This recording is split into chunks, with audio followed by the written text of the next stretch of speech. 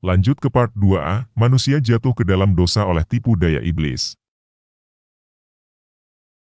Di video seri sebelumnya saya sudah menjelaskan bahwa manusia tidak akan mengalami kematian bila setia dan patuh pada perintah Tuhan Allah. Akan tetapi ular itu telah memperdaya manusia sehingga melanggar perintah Tuhan Allah. Mari kita dengarkan kisah selanjutnya. Iblis melakukan tipu daya dan kejatuhan manusia ke dalam dosa. Adapun ular ialah yang paling cerdik dari segala binatang di darat yang dijadikan oleh Tuhan Allah. Ular itu berkata kepada perempuan itu, "Tentulah Allah berfirman, semua pohon dalam taman ini jangan kamu makan buahnya, bukan?" Lalu sahut perempuan itu kepada ular itu, "Buah pohon-pohonan dalam taman ini boleh kami makan, tetapi tentang buah pohon yang ada di tengah-tengah taman, Allah berfirman, jangan kamu makan ataupun raba buah itu, nanti kamu mati." Tetapi ular itu berkata kepada perempuan itu, "Sekali-kali kamu tidak akan mati, tetapi Allah mengetahui bahwa pada waktu kamu memakannya matamu akan terbuka, dan kamu akan menjadi seperti Allah, tahu tentang yang baik dan yang jahat." Perempuan itu melihat bahwa buah pohon itu baik untuk dimakan dan sedap kelihatannya, lagi pula pohon itu menarik hati karena memberi pengertian. Lalu ia mengambil dari buahnya dan dimakannya dan diberikannya juga kepada suaminya yang bersama-sama dengan dia, dan suaminya pun memakannya, maka terbukalah mata mereka berdua dan mereka tahu bahwa mereka telanjang, lalu mereka menyemat daun pohon ara dan membuat cawat.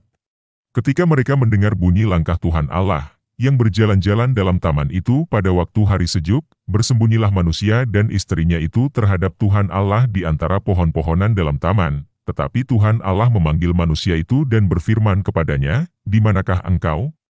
Menjawab, "Ketika aku mendengar bahwa engkau ada dalam taman ini, aku menjadi takut, karena aku telanjang, sebab itu aku bersembunyi." Firman-Nya, "Siapakah yang memberitahukan kepadamu bahwa engkau telanjang?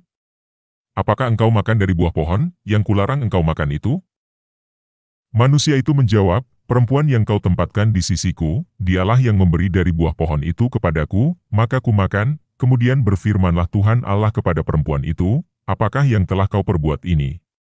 Jawab perempuan itu, "Ular itu yang memperdayakan aku, maka kumakan." Lalu berfirmanlah Tuhan Allah kepada ular itu, "Karena engkau berbuat demikian, terkutuklah engkau di antara segala ternak dan di antara segala binatang hutan, dengan perutmu lah engkau akan menjalar dan debu tanahlah akan kau makan seumur hidupmu.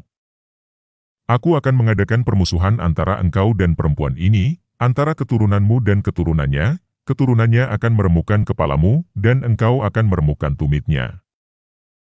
Firman-Nya kepada perempuan itu, "Susah payahmu waktu mengandung akan kubuat sangat banyak, dengan kesakitan engkau akan melahirkan anakmu, namun engkau akan berahi kepada suamimu dan ia akan berkuasa atasmu."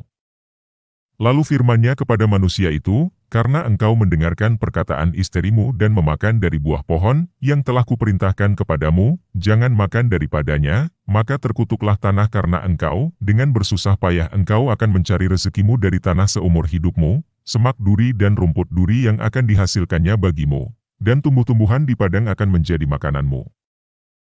Dengan berpeluh engkau akan mencari makananmu, sampai engkau kembali lagi menjadi tanah, karena dari situlah engkau diambil, sebab engkau debu dan engkau akan kembali menjadi debu." Manusia itu memberi nama Hawa kepada istrinya, sebab dialah yang menjadi ibu semua yang hidup. Dan Tuhan Allah membuat pakaian dari kulit binatang untuk manusia dan untuk istrinya itu, lalu mengenakannya kepada mereka. Berfirmanlah Tuhan Allah, "Sesungguhnya manusia itu telah menjadi seperti salah satu dari kita, tahu tentang yang baik dan yang jahat. Maka sekarang jangan sampai ia mengulurkan tangannya dan mengambil pula dari buah pohon kehidupan itu dan memakannya, sehingga ia hidup untuk selama-lamanya." Lalu Tuhan Allah mengusir dia dari Taman Eden supaya ia mengusahakan tanah dari mana ia diambil. Ia menghalau manusia itu dan di sebelah timur Taman Eden ditempatkannya beberapa kerub dengan pedang yang bernyala-nyala dan menyambar-nyambar, untuk menjaga jalan ke pohon kehidupan.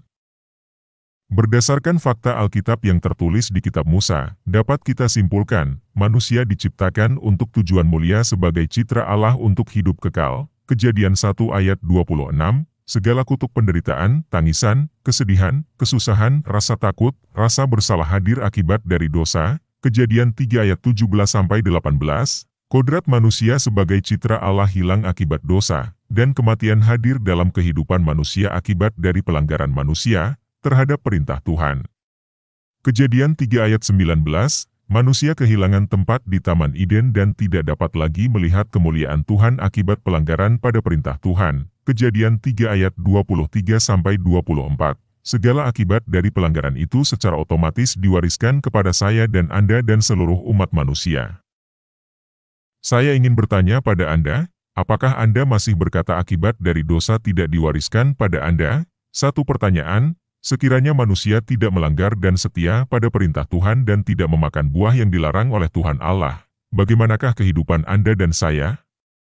Maha suci Tuhan dengan segala rahasianya, dan ini akan kita bahas di video-video selanjutnya. Silahkan like dan share untuk mendukung pemuatan program video selanjutnya.